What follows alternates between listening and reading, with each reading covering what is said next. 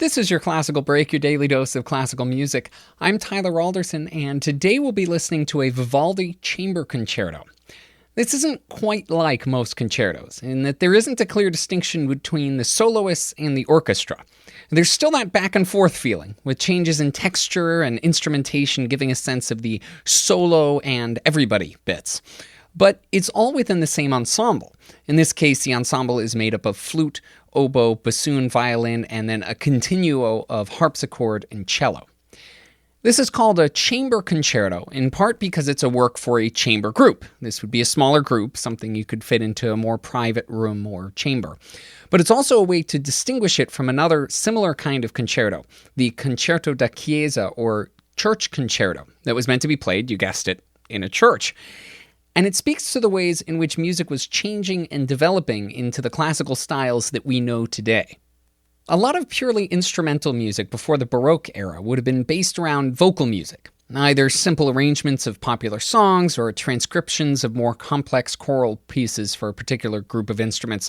There was also a fair bit of dance music out there, but it wasn't necessarily taken particularly seriously, much in the same way that people don't think of the music you'd hear in a nightclub as serious music.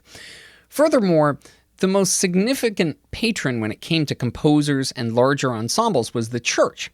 So much of the, quote, serious music made was of a sacred nature. But some monarchs, like Louis XIV of France, started investing heavily in the arts, promoting themselves not only as great political and military minds, but also great patrons of serious artistic endeavors. And at the same time, large-scale secular music forms like opera and ballet were becoming hugely popular with audiences around the continent. The scene was ripe for instrumental music beyond dance music and arrangements of vocal music to become even more popular. And the Baroque era is also when we start seeing some very familiar instruments become popular. The violins, violas, cellos, and basses that we have today are, by and large, what developed in the 1600s. And in fact, Stradivarius, who's probably the most well-known and highly regarded violin maker, was active around the same time as Vivaldi in the late 17th and early 18th centuries. You might not have heard of a shawm, but you've definitely heard of its descendant, the oboe, also developed in the 17th century, just like its cousin, the bassoon. The side-blown flute was also spreading rapidly throughout Europe, and all of these instruments were picked up by professionals and amateurs, and they created a market for secular instrumental music, especially for smaller ensembles. This was even true of those royals and nobles who were funding the arts. It might sound silly to hear of an absolute monarch dancing in a ballet or playing the flute, but that's exactly what many of them did. And they needed people to write that music for them, which is where the court composer came in. Vivaldi stood somewhere in between the sacred and the secular worlds. He was never a court composer, and he was actually an ordained priest. But he did a fair bit of work on commission for others, including some very high-up people. The concerto itself has the same standard three-movement, fast, structure that you'll hear in a lot of Vivaldi's concertos. The passages that would have been given to the solo group are instead spread around the ensemble, giving each instrument a moment to shine. Here's the Gardner Chamber Orchestra with Vivaldi's La Pastorella Chamber Concerto.